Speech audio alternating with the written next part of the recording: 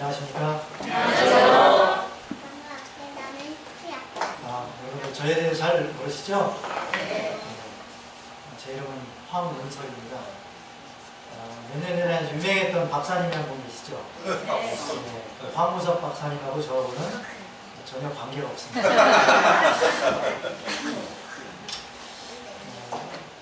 제 고향은 대전이고요. 저는 나이가 지금 올해 52살입니다. 내년이면 이제 53이 됩니다. 아유, 청년인 줄 알았네.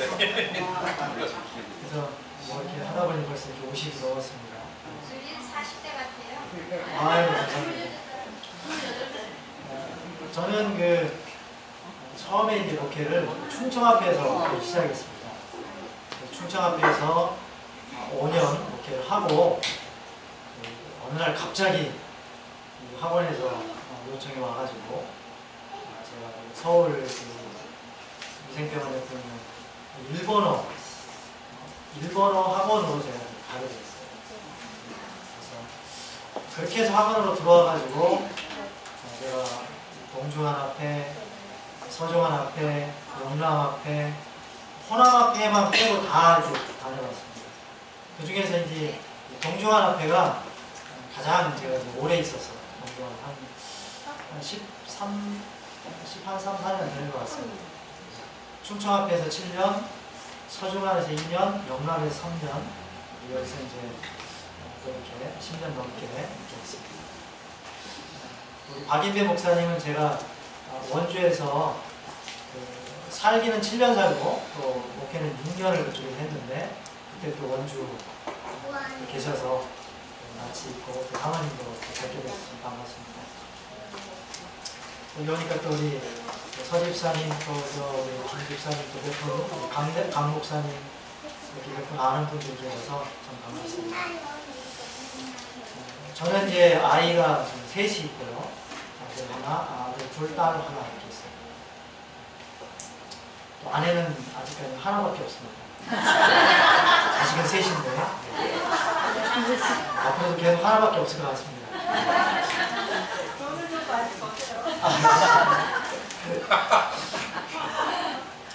많이 제가 오기 전에 인터넷으로 신답교회가 어딘가 해가지고 이렇게 막 저 다음에 보면 이렇게 카메라로 이렇게 쫙 이렇게 보는 게 있습니다. 그래서 이제 몇 번을 봤습니다. 잘 찾아오려고 못지않게 보니까 이제 이렇게 주변에 있고 이렇게 청량리가 되게 가까운 그런 곳이 있더라고요. 제가 신답교회는 이렇게 말은 들어봤지만 이렇게 와서 보니까 참 가족 같은 그런 교회라는 느낌을 받았습니다. 또 제가 있는 교회는 사실은 남영 학원교회가 아니라 남영 국제교회입니다. 교인은 한 90명 정도 되는 것 같아요. 근데 실제로 출석하는 것은 한 70에서 80명 정도 출석을 하고 외국인이 한 30명 됩니다. 네, 그래서 제일 많은 게 필리핀 사람들이 제일 많고 필리핀, 케냐, 인도네시아, 잠비아, 미국, 영국, 남아공, 그래서 다양한 나라에서 이렇게 좀 교인들이 있습니다. 정말 국제교회입니다, 국제교회. 그리고 잠비아 같은 경우는 대사관의 1등 서기관이세요. 얼마나 신실하신지 대사 바로 밑에 있는 그런 식구인데 굉장히 겸손하고 신실하고 그래서 이 교회에 오시는 우리 교우님들이 외국인들도 굉장히 헌신적으로 그렇게 봉사를 하고 있습니다. 지금은 이제 학원이 굉장히 어렵습니다. 예전에는 2,000명 이렇게 됐던 학원인데 지금은 약 한 400명 작은 학원이 되었고 또 학원이 어렵다 보니까 목회자들도 이제 내년이면 한 20명 정도 이렇게 다른 학교로 또 다 보내야 된다고 그래서 성도님께서 이렇게 기관은 다르지만 학원 목회자와 또 학원을 위해서 좀 기도해 주시기 부탁드립니다. 오늘 우리가 사는 세상은 참 위험한 세상이죠. 정말 이렇게 언제 어떤 사고와 이렇게 예상치 못한 일이 일어날지 모르는 그런 세상에 우리가 살고 있습니다. 여기 그림에도 보면 뭐 이렇게 막 땅이 꺼지기도 하고, 뭐 철도가 휘어지기도 하고, 또 뭐 이렇게 홍수가 나서 뭐 차들이 그냥 집들이 떠내려나가는 그런 일들이 있습니다. 이건 얼마 전에 또 일본의 한 도로가 그냥 갑자기 또 무너졌어요. 그래서 그 시의 시장이 뭐라고 했냐면 원인을 알 수 없다. 왜 그런지 모르겠다. 지금은 이제 다 복구가 됐더라고요. 보니까. 저도 이런 일을 한번 당한 적이 있습니다. 제가 원주에 살 때 서울에서 일을 보고 원주로 가던 길에 영동고속도로를 이렇게 달리고 있는데 반대편에서 뭔가가 이렇게 와요. 하나가 타이어가 넘어온 거예요. 여러분 그런 경험 해보셨습니까? 저는 뭐 이렇게 그 TV에서 뭐 블랙박스에 본 세상이나 뭐 이런 데서나 일어나는 그런, 아니 달리고 있는데 제 앞으로 정말 그 몇 초 사이로 큰 타이어가 텅 하더니 넘어와서 제 앞으로 확 지나가는 거예요. 제가요 진짜 세상에 이런 일이 나한테도 일어나는구나. 저 앞에서 막 연기가 하얗게 일어나는데 제가 볼 때 어떤 그 트럭에서 그 트럭은 두 개씩이잖아요. 타이어가 그 중에 하나가 이렇게 빠져서 턱 넘어오고 제가 이렇게 백밀러로 뒤를 봤더니 이게 얼마나 빨리 달리는지요. 그냥 순식간에 저 멀리 가버렸어요. 제가 막 가슴이 순간 두근두근 뛰는데 그래서 제가 얼른 차를 이제 이렇게 저 반대편 차선으로 이렇게 해서 가면서 가슴을 쓸어내렸어요. 제가 조금만 빨리 가서도 아마 좀 부딪혔을 것 같아요. 뭐 가끔 보면 막 이렇게 볼트 같은 게 넘어와서 차 유리를 뚫기도 하고 정말 안전하지 못한 그런 세상에 우리가 살고 있습니다. 그런데 더 위험한 것은 무엇이냐면 바로 우리의 영적인 삶을 위협하는 것들이 너무 많다는 것입니다.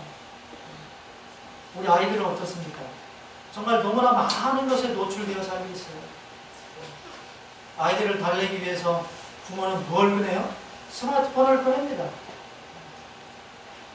그리고 거기에 빠져들고 아이들은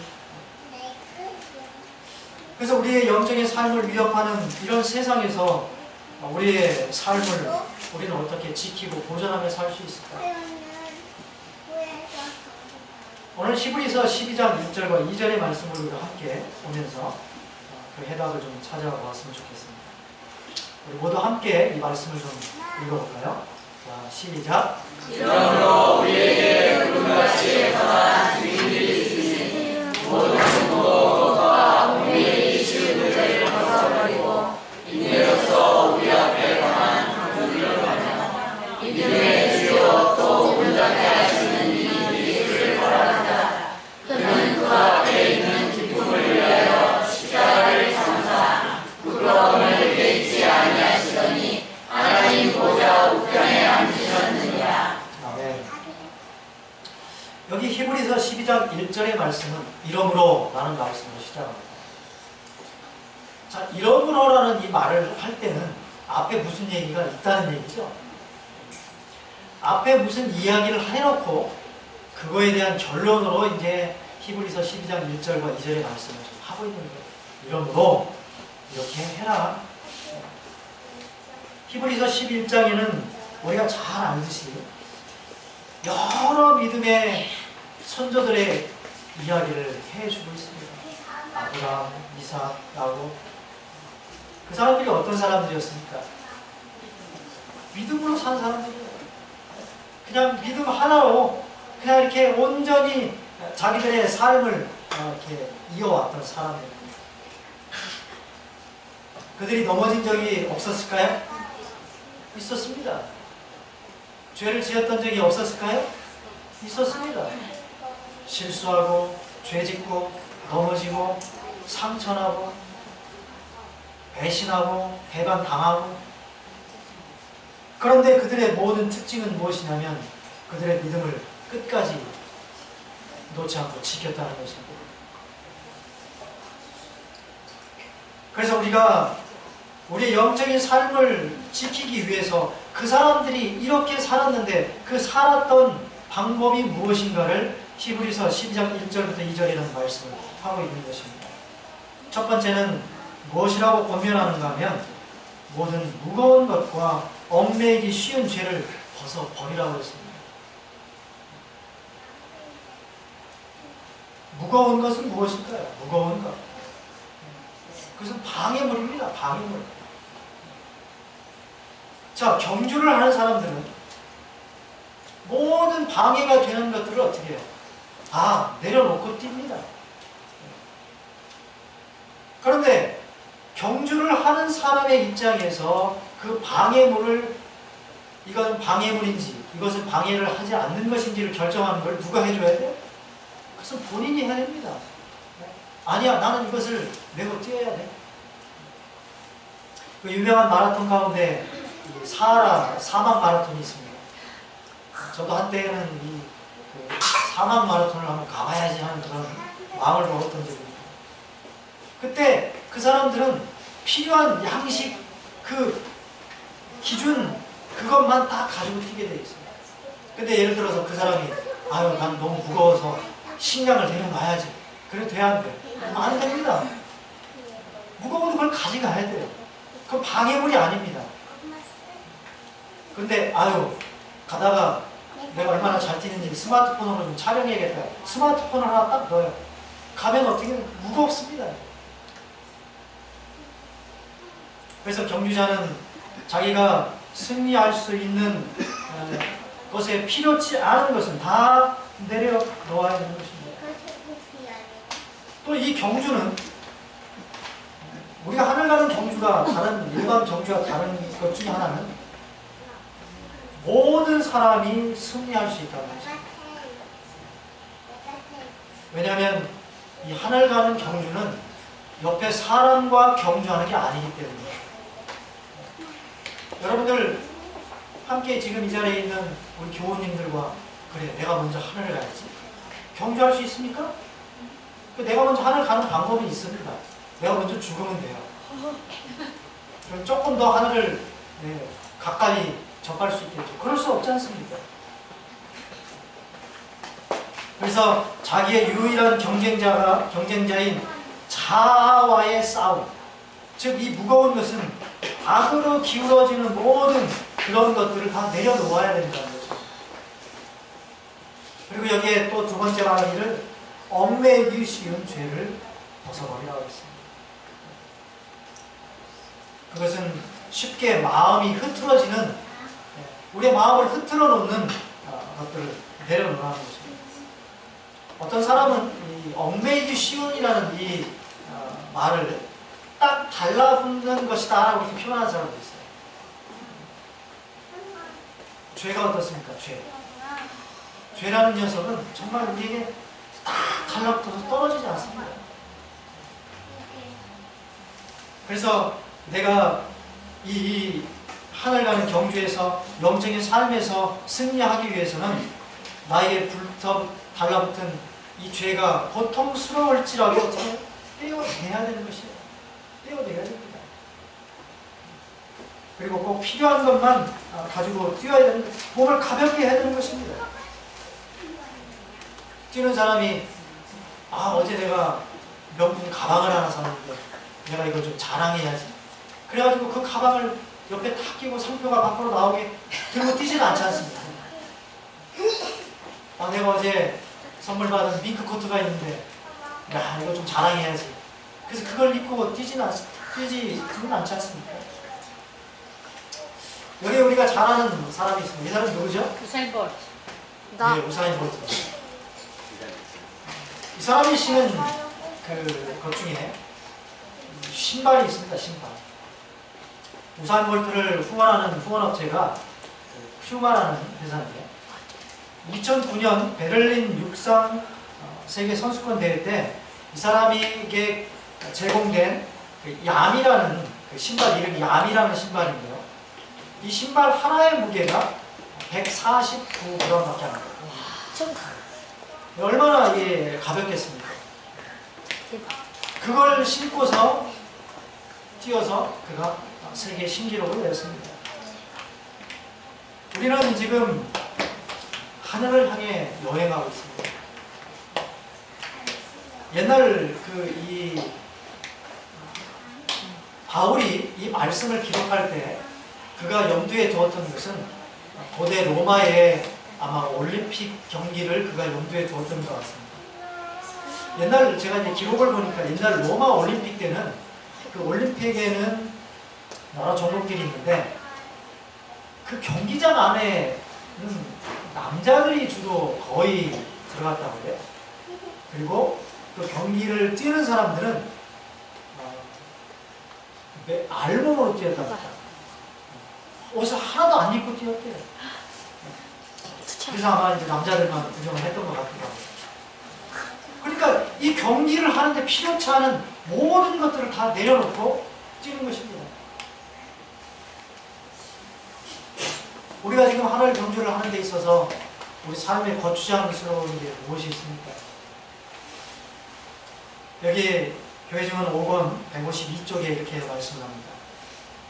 지금은 우리 형제들이 그들의 소유를 늘리는 대신에 줄여야 할 때이다.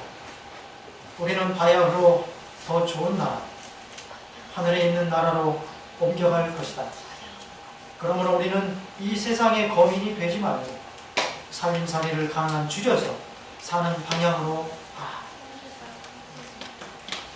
제가 여러분들한테 지금 있는 여러분들의 가구와 모든 것들 다 버리라고 말씀을 드리는 게 아닙니다. 하나님은 선지자를 통해서 우리의 삶을 가볍게 하는 것입니다. 떠나기가 쉬워야 됩니다. 우리가 성경 예언을 통해서 배우기를 일요일 시험령이 내리고 뭐가 일어나고 하면 어떻게 해야 된다고 했어요? 산으로 도망가라고 했습니다. 근데 이 땅을 떠나서 내가 하나님으로부터 이 땅을 떠나 하나님으로부터 가야 되는데 나에게 미련스럽게 이 땅에 남아있도록 하는 무언가를 여지를 두지 말라는 것이겠죠. 소돔과 고모라를 나올 때 노제처가 돌아보지 않았습니까? 돌아봤어요. 여러분, 내가 가다가 돌아볼 만한 무엇인가를 내 삶의 뒷전에 두지 말라는 것입니다. 왜냐하면 더 좋은 나라, 새하늘과 새 땅으로 옮겨가야 할 때가 우리에게 얼마 남지 않았기 때문입니다. 우리는 지금 바로 그런 시대에 살고 있습니다. 좋은 차, 좋은 집, 좋은 옷, 좋은 먹을 것들, 좋은 것들을 너무나 많이 남겨두어서 그것이 나를 올밤에는 하늘 여행에 올무가 되지 않게 되기를 바랍니다. 예수님께서도 제자들에게 여행을 할 때 지팡이 외에는 아무것도 지니지 말라고 했어요. 먹을 것이나 자루도 가지지 말라. 전대에 돈도 지니지 말라. 신발은 신고 있는 그대로 가고 속옷은 두 벌을 껴입지 말라고 했습니다. 지금 무엇이냐면 그냥 아주 간편하게 가라. 그 나머지는 어떻게 하시겠다? 내가 너한테 줄 테니까 욕심내지 말고 그냥 있는 대로 가라. 그래서 우리는 살림도 줄여야 되고 우리의 마음가짐도 줄여야 됩니다. 제롬은 이야기하기를 필요한 것만 챙겨서 인생이라는 배를 가볍게 하라고 했습니다. 우리가 이 땅에서 영적인 삶에 있어서 승리하는 방법은 바로 우리 육적인 삶의 짐을 가볍게 내려놓는 것입니다. 아멘. 우리의 삶이 바로 그러한 삶이 되시기를 간절히 바랍니다. 아멘. 두 번째는 믿음의 주여 온전케 하시는 일 예수를 바라보라는 것입니다. 우리가 하늘 가는 경주에서 가장 방해가 되는 것은 무엇일까요? 그것은 제가 생각할 때 죄라고 생각합니다. 왜냐하면 우리를 넘어지게 하는 것은 죄예요. 그렇죠? 우리가 달리다가 넘어지면 어떻게 됩니까? 한참 처지게 됩니다. 피도 나고 아픕니다. 피가 나는 것은 상처가 나는 것입니다. 우리가 죄의 짐을 벗어버려야 되는데 경주를 하는 사람, 달리기를 예를 들어서 그 사람의 최종 목적지는 어디냐면 결승선입니다. 그렇죠? 근데 하늘 가는 여행을 하는 우리의 최종 목적지는 어디예요? 그 결승선이 아니에요. 마라톤을 하는 사람은 마지막 골인 지점을 바라보고 달리지만 우리가 바라봐야 될 것은 예수 그리스도를 바라봐야 된다는 것입니다. 왜냐? 그분은 이런 분이시기 때문입니다. 우리 함께 읽어보겠습니다. 시작. 그는 그 앞에 있는 기쁨을 위하여 십자가를 참으사 부끄러움을 개의치 아니하셨다. 아멘. 사람을 가장 부끄럽게 만드는 것은 무엇일까요? 예전에 제 친구 하나가 목회를 하는 친구인데요. 아주 오래전입니다. 제가 그 친구의 이름을 말하면 안 되기 때문에 말씀은 안 드리겠습니다. 어느 날 목회자들 그 교회에서 이렇게 어르신들과 함께 온천을 갔습니다. 온천을 갔는데 그 온천은 저쪽 아산 그쪽에 있는 온천. 1층은 목욕탕이고 사우나고 그 2층에 수영장이 있었습니다. 제 친구가 이제 그 담임 목사로서 교인들을 다 이끌고 그곳을 갔습니다. 그리고 1층에서 목욕을 하고 사랑하는 아들의 손을 잡고 수영장을 갔습니다. 그런데 갑자기 수영장에서 많은 사람들이 비명을 지르며 물속으로 뛰어드는 겁니다. 근데 이 친구는 그 수영장을 한 바퀴를 빙 돌고 참 좋다라고 생각을 하고 있는 그때 자기 자신의 모습을 보게 되었습니다. 보니 자기가 벌거벗은 겁니다. 어머, 이게 특별한 저기가 없다 보니까 본인 생각에 목욕탕이라고 생각하고 그냥 아들 손을 잡고서 이 목사가 그 수영장을 떨래 올라갔는데 거기 수영장에서 모든 사람들이 제 친구를 보고서 막 비명을 지르고 물속으로 들어가고 난리를 쳤습니다. 제 친구는 아무것도 모르고 그냥 한 바퀴를 삥 돌고 나서 보니까 자기가 벌거벗어 가지고 얼른 내려와서 제가 그 얘기를 듣고서 이 변태 목사야. 근데 참 재밌는 것은 정작 자기 자신은 자기 자신이 부끄러워했는데 그걸 보는 사람들이 다 뛰어든 겁니다. 이왕 왔으니 그냥 계속 좀 보면 어떻겠어요. 나중에서야 본인의 벌거벗은 모습을 생각하고 나중에 부끄러워했지만 뭘 때는 이미 늦어버렸죠. 사람의 그런 부끄러움은 시간이 지나면 하나의 추억으로 남습니다. 하지만 이 죄라는 녀석은 그 부끄러움이 오래가요. 어쩌면 평생을 갈 수도 있습니다. 그런데 그리스도인들은 참 뻔뻔스러운 사람들이에요. 죄를 짓고서도 어떻게 해요? 주님께 고백하고 다시 오지 않습니까? 주님 앞으로 다시 나옵니다. 그러면 하나님은 어떻게 해요? 또 다시 그냥 받아주세요, 우리를. 네. 모든 사람이 부끄러움을 당하기 싫어합니다. 어떤 사람은 당한 모욕과 부끄러움을 견디지 못하고 극단적인 선택을 하기도 합니다. 십자가는 바로 그 모든 부끄러움을 다 모아놓은 곳이에요. 아시다시피 십자가에 못을 박아 이 죄인을 못 박아 그 매달을 때는 어떻게 매달았어요? 옷을 다 벗겨서 매달았습니다. 네? 뭐 지금 우리가 보는 뭐 사진은 그냥 뭐 예수님이 올라가시니까 이렇게 중요 부분을 가렸지만 사실은 홀딱 벗겨서 그 자리에 세워놨어요. 홀딱 벗긴 데다가 피를 흘리며 부끄럽게 죽어가는 것입니다. 예수님이 왜 그 모든 것을 견디고 참으셨습니까?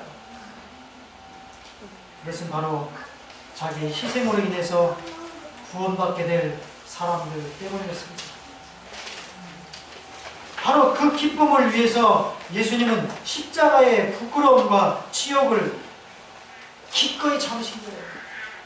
바로 우리 한 사람 한 사람을 향한 그 사랑 때문에 그 모든 것을 다 참아내신 것입니다. 그래서 우리의 상태가 아무리 절망적이어도 우리가 예수님을 바라보면 우리에게 여전히 희망이 있는 것입니다. 아멘. 우리가 죄로 인해서 부끄러움을 당할 때 주변 사람들을 보면 얼굴을 들 수가 없습니다. 부끄럽고 창피하고 낙담되고 희망이 없어 보입니다. 하지만 예수를 바라보면 그래도 나를 받아주시고 나를 품어주시는 그 예수님으로 인해서 우리는 희망을 갖지 않습니까? 아멘. 여기 주대준이라는 분이신데요. 이분 장로님이세요. 옛날에 청와대에서 이 대통령 경호 업무를 아주 최첨단으로 이렇게 정부화시켰던 분입니다. 이 사람은 어릴 때 부모를 잃었어요.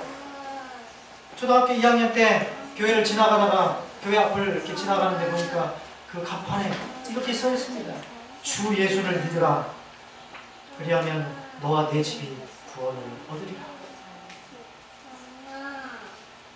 이 사람이 주대중이에요.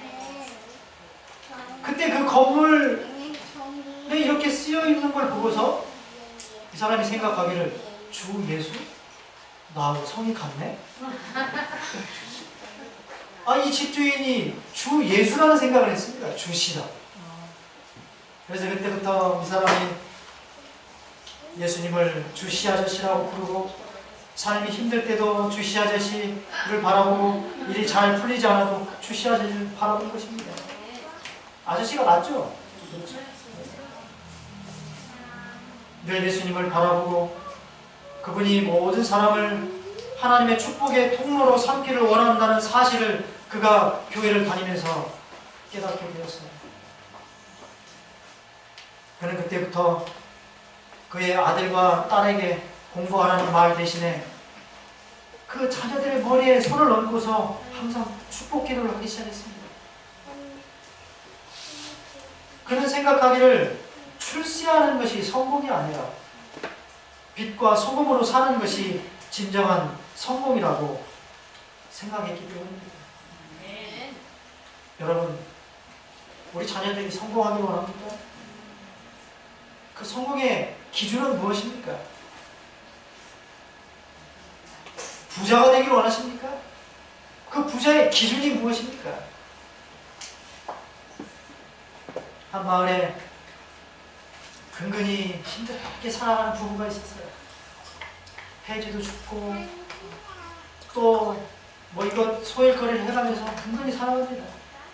근데 그 동네 사람이 이 두 사람을 굉장히 부러워해요. 집도 비닐하우스의 집이요. 왜냐하면 토요일만 되면 이 두 부부가 옷을 차려입고 깨끗한 옷과 가방을 들고 집을 나서는 것입니다. 그 집을 나서는 그 부부를 동네 사람들이 밭일을 하면서 쳐다봐요. 아이고, 저 사람들은 일주일에 한 번씩 꼬박꼬박 저렇게 옷을 깨끗이 차려입고 쉬고 교회를 다니구나. 근데 나는 이게 뭐야? 일주일 내내 일하고 깨끗한 옷도 안 입고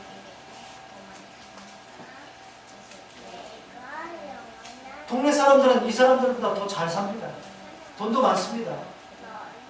그래도 그들을 부러워하는 이유가 무엇입니까? 그것은 바로 하나님의 축복인 것입니다. 없어도 행복하고 매 안식일마다 하나님을 향해 가는 그 발걸음이 그들은 부러운 것입니다. 여기 주대준 장로는 그의 책에서 이렇게 기록을 하고 있습니다.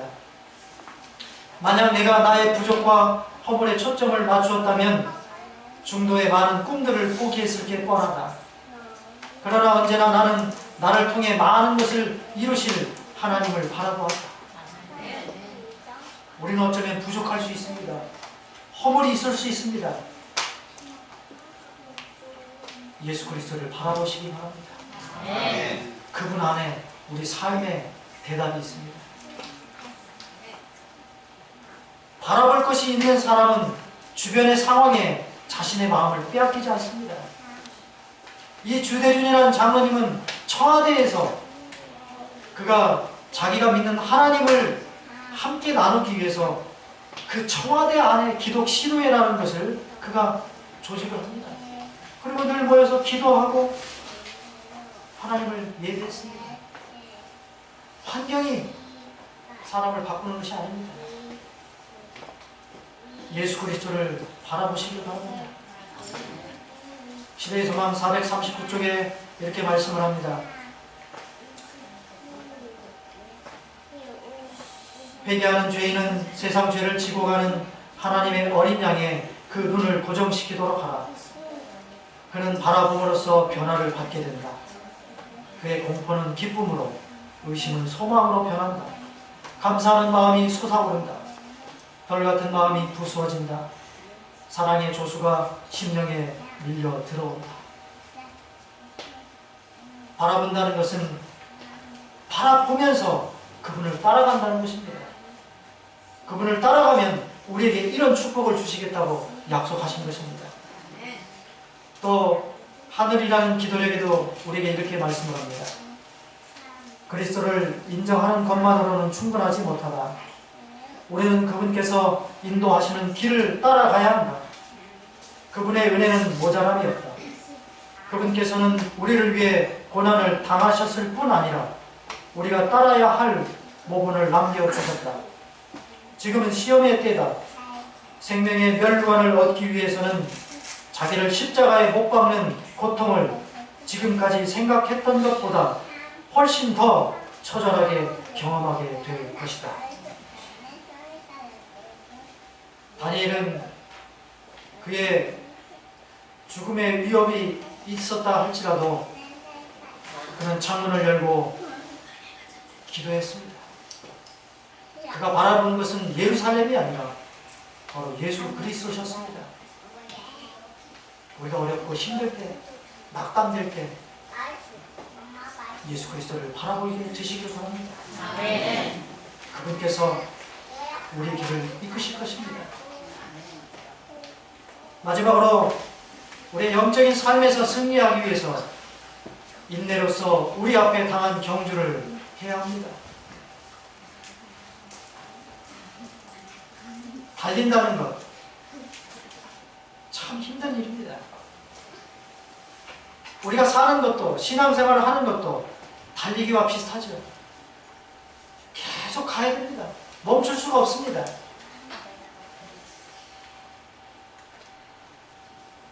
어떤 사람들은 중도의 삶을 포기합니다.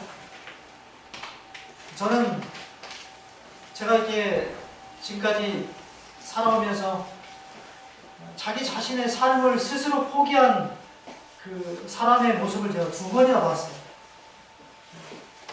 제가 직접 가가지고 그들의 그 모습을 보고 그들을 위해서 많은 그 눈물을 흘렸습니다. 왜 자기의 생명을 여기서 끝까지 완주하지 못하고 그냥 내려놓을까? 살아있으면 희망이 있는데 우리가 살아있는 한 우리는 희망이 있는 것입니다. 아프리카에는 사슴과 비슷한 가젤이라는 동물이 삽니다. 그 마시멜로 이야기라는 그 책에 이런 글이 나옵니다. 가젤이 아침에 눈을 뜨자마자 달립니다. 왜요? 가젤은 제일 빠른 사자보다 달리지 않으면 사자한테 잡혀 먹히기 때문이에요. 또 사자는 아침에 눈을 뜨자마자 달립니다.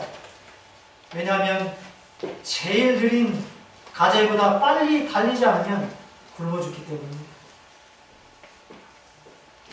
빠른 것도 중요하지만 잡히지 않고 끝까지 살아남는 것이 가장 중요하겠죠. 사자같이 강하든 사슴처럼 약하든 우리가 살아가는 이 세상은 뛰어야만 살아갈 수 있는 그런 세상이 되었습니다. 그래서 피곤합니다. 우리의 자식들 바라보면 부모 마음 같지 않아요. 우리의 부모를 보면 믿지 않는 부모들도 있고 또 믿지 않는 남편, 아내, 교회를 이끌기 위해서 노력은 해보지만 그게 쉽지 않습니다. 우리는 어쩔 수 없이 이 경주 안에 들어왔기 때문에 이 경주를 해야 되는 것이에요. 그런데 이 경주에서 세상 경주는 금, 은, 동메달만 있죠. 근데 우리가 가는 이 경주에는 금은 동메달만 있는 것이 아닙니다. 누구에게 주는 것이에요? 끝까지 완주한 사람에게, 믿음으로 끝까지 승리하는 사람들에게 모두에게 이 메달을 주시겠다고 약속을 하고 있는 것입니다. 여기에 가렙 뽑은기별 3권 이렇게 권면하고 있습니다. 우리 함께 읽어볼까요? 자, 시작. 우리는 거룩한 속성의 참여자가 되기 위하여 모든 힘을 다 경주해야 할 것이다. 우리는 계속하여 경성하며 기다리며 기도하며 일해야 한다. 아멘. 경성하며 기다리며 기도하며 일해야 되는데 어떻게? 모든 힘을 다해서 적당히 해가지고는 이길 수가 없다는 것이에요. 달리기 하는 사람들이 모두의 목표가 뭐예요? 1등입니다. 적당히 뛰지 않습니다. 있는 힘을 다해서 뜁니다. 특별히 이 100m 선수들은 그 10초를 위해서 4년, 5년을 준비해요. 우리는 하늘을 가기 위해서 30년, 40년, 50년, 60년 그 이상을 우리는 지금까지 달려왔습니다. 끝까지 완주하는 것이 우리의 목적임을 항상 잊지 마시고 중도에 절대 포기하지 않게 되시기를 간절히 바랍니다. 아멘. 올해 리우 올림픽이 있었죠. 그 올림픽에서 캄보디아의 여자 마라톤 선수가 있었습니다. 이름이 리 나리라는 선수예요. 이 선수가 아주 그 캄보디아의 국기를 들고서 쫙 들어와요. 제가 이 동영상이 여기 안 돼가지고 제가 못 들어주는데 아주 그냥 뭐 주변에서 모든 사람이 이 사람에게 박수를 칩니다. 왜 박수를 쳤을까요? 예? 예. 이 사람이 꼴찌였습니다. 133등이었어요. 1등과는 거의 1시간이 차이 났습니다. 3시간 20분.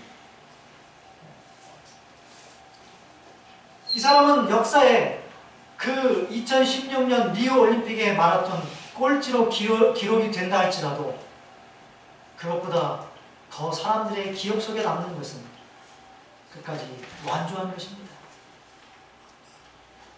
그리고 1등과 마찬가지로 이 마지막에 들어온 이 리 나리를 모든 관중들이 박수를 치며 그녀의 완주를 환영해 주었습니다. 히브리 12장 1절에 말씀하기를 우리에게도 허다한 증인들이 있다라고 말씀합니다. 이 증인들은 바로 히브리 11장에 있는 우리의 믿음의 선조들입니다. 우리 각자는 온갖 장애와 난관이 있는데도 즐거움으로 하늘 가는 경주를 이 사람들은 끝냈던 사람들입니다. 성경은 우리가 세계 곧 천사들과 세계 모든 사람 그 우주의 구경거리가 되었다라고 말씀하고 있습니다. 사랑하는 여러분, 우리가 시작한 이 하늘 가는 경주는 우리 혼자 달리는 경기가 아닙니다. 경쟁이 목적이 아닙니다. 기록을 누가 더 빨리 내느냐가 목적이 아닙니다. 제 아내가 얼마 전에 예전에 제가 목회했던 한 교회를 방문을 했어요. 결혼식이 있어가지고. 근데 거기서 뭐 이게 어떤 마음에서 그런 얘기가 나왔는지 모르겠지만 어쨌든 방문을 해서 거기 집사님들과 그냥 장로님들 반갑게 인사를 하고 대화를 나누는데 제 후임으로 간 그 목사님 사모님이 굉장히 젊은 사모님 와가지고 그 집사님을 이렇게 쳐다보면서 집사님, 전에 사모님이 더 좋아요? 내가 더 좋아요? 아니 대놓고서 그냥 집사님, 전에 사모님이 좋아요? 내가 더 좋아요? 제가 거기를 떠난 지 한 3년 됐는데요. 아니 그러더라는 거예요. 그래서 제가 참 어리석은 질문이다. 여러분, 이 교회를 가장 힘들게 하고 어렵게 하는 것이 무엇일까요? 그것은 바로 시기심과 경쟁심과 질투심입니다. 우리 교회에서 누가 더 이쁨 받고 누가 더 잘하면 그게 싫고 미운 사람들이 있어요. 때로는 이 목회자들도 경쟁해요. 우리가 가는 하늘 여행은 그게 아닙니다. 하나님이 이 사람이 더 잘한다면 이 사람을 더 이뻐하고. 제가 어느 날 여기 보니까 얼마 전에 김상회 목사님이 오셨대요. 제가 어느 날 주님께 기도하면서 물어봤어요. 주님, 김상회 목사님이 더 사랑스럽습니까? 제가 더 사랑스러워요? 그랬더니 주님이 저한테 그래요. 네가 더 사랑스러워.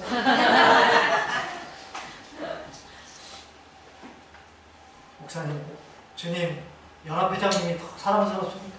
제가 더 사랑스럽습니까? 네가 더 사랑스러워. 하나님은 나를 가장 사랑하십니다. 아멘. 경쟁하거나 질투하거나 미워하거나 시기하거나 그런 마음을 가지고 이 경주에 임하는 사람은 반드시 이 경주에서 떨어지게 될 것입니다. 사랑하는 마음으로, 격려하는 마음으로 서로 손을 붙잡고 서로 격려하며 우리는 이 하늘 여행길에 함께 동행해야 되는 것입니다. 아멘. 교회정원 4번 34쪽에 우리에게 이렇게 권면합니다. 우주의 왕과 무수한 하늘의 천사들이 이 경주의 구경꾼들이다. 그들은 누가 성공적인 승리자가 될 것인지, 그리고 시들지 않는 영광의 면류관을 얻게 될 것인지를 알기 위하여 열심히 주시하고 있다. 하나님과 하늘의 천사들은 지대한 관심을 가지고 그리스도인 경주에 참여한 자들의 자아 부정과 자아 희생, 그리고 고통스러운 노력들을 기록한다. 모든 사람에게 주어지는 보상은 그가 그 위대한 시합에서 그가 수행한 끈기 있는 활력과 충성된 열정과 조화될 것이다. 여기 뭐라고 말씀했어요? 모든 사람에게 주어지는 보상이라고 했습니다. 1등, 2등, 3등이 아니라 하나님께서 우리 모두를 기억하실 것입니다. 아멘. 용기 내시기 바랍니다. 아멘.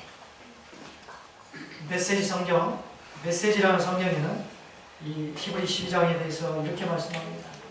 우리 함께 읽어보겠습니다. 자, 시작. 오직 예수만 바라보십시오. 그분은 우리가 정령한 이 경주를 시작하고 완주하신 분이십니다. 아멘. 하늘 가는 경주를 방해하는 모든 죄의 짐을 내려놓기를 바랍니다. 하늘 가는 힘을 얻기 위해서 예수만 바라보시기 바랍니다. 나를 마음 아프게 하는 사람, 나를 힘들게 하는 사람이 나를 하늘로 이끌지 않습니다. 온전히 주님만을 바라보게 되시기를 바랍니다. 주께서 이 경주를 시작하셨습니다. 그리고 지금 우리와 동행하시며 우리를 이끌고 계십니다. 포기하지 마시기 바랍니다.